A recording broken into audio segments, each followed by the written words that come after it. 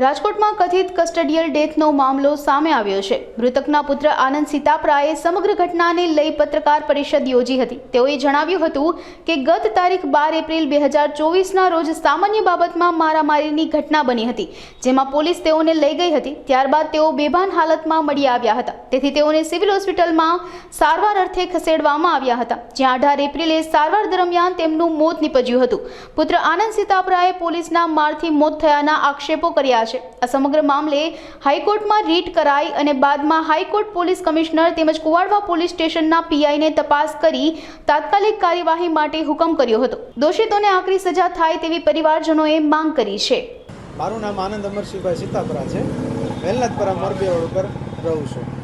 તારીખ 12/4/2024ના રોજ મારા પપ્પા ગૌરીદળ નોકરી ગયેલ હોવાથી તે ત્યાંથી કોઈ સાથે બોલાચાલી થઈ એટલે સામેવાળા સિક્યુરિટીના ઇન્ચાર્જે ફોન કર્યો 100 નંબરમાં। 100 નંબર આવી તેને લઈ ગઈ।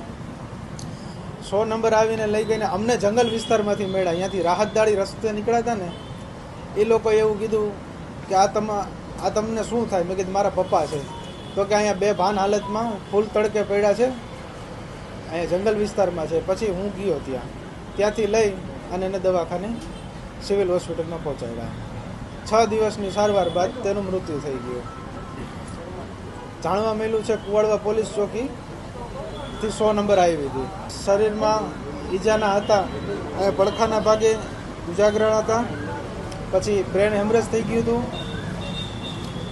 લીવર ફાટી ગયું હતું, મારવાના નિશાન હતા તેને। કોર્ટમાં અમે ગયા હતા ન્યાય માટે।